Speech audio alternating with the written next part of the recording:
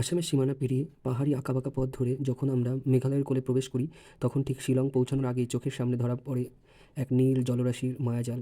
Pine গাছের সারি আর পাহাড়ের বুক চিরে জেগে ওঠা এই বিশাল হ্রদটি হলো উমিয়াম হ্রদ বা উমিয়াম লেক, যাকে স্থানীয়রা ভালোবেসে ডাকে বড়াপানি। শিলং শহর থেকে মাত্র 15 কিলোমিটার দূরে অবস্থিত এই লেকটি যেন কোনো নিপুণ শিল্পীর আঁকা ক্যানভাস। এর নীল জল আর চারপাশের ঘন সবুজ পাহাড়ের মিতালি পর্যটকদের মুহূর্ততেই মুগ্ধ করে দেয়।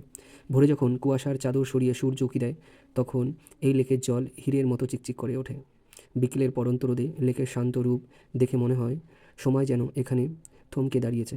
শুধু দেখা নয়, স্পিডবোট কিংবা কায়াকিংয়ের মাধ্যমে এই নীল জলরাশির বুকে ভেসে বেড়ানোর অভিজ্ঞতা একেবারেই অন্যরকম। অনেকের হয়তো জানে না, এই অপরূপ সুন্দর লেকটি আসলে একটি কৃত্রিম হ্রদ। এর সৃষ্টির পেছনে রয়েছে এক গুরুত্বপূর্ণ ইতিহাস। 1960 এর দশকের শুরুতেই উমিয়াম নদীর উপর বাঁধ দিয়ে উত্তর পূর্ব ভারতের প্রথম জলবিদ্যুৎ প্রকল্প গড়ে তোলার উদ্দেশ্যে এই জলধারাটি তৈরি করা হয়। খাসি ভাষায় উমিয়াম শব্দটির আক্ষরিক অর্থ হলো চোখের জল।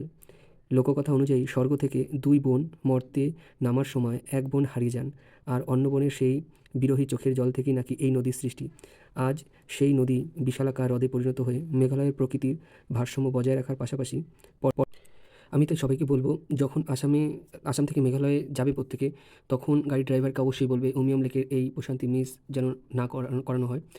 এটি কেবল একটি জলধারা নয়, এটি মেঘালয়ের সংস্কৃতির এক অবিচ্ছেদ্য অংশ এবং পাহাড়ের এক জীবন্ত গল্প। এই লেকের সৌন্দর্য সত্যি, মানে ওইখানে যেতে আমরা পারছি না, যেহেতু আমাদের সময় কম আছে। আমরা অ্যাকচুয়ালি এখন চেরাপুঞ্জি যাব, যার কারণে আমরা ফিরবো যখন, তখন এখানে বেশি সময় কাটাবো আমরা। অসাধারণ এই প্রাকৃতিক সৌন্দর্য, মানে যদি একটু সময় না কাটানো হয় সত্যিই খুব আফসোস হবে। তো অবশ্যই ফেরার টাইমে আমরা অনেকটা খুবই ভালো লাগলো, যতটা সময় এখানে কাটিয়েছি খুব ভালো লাগলো।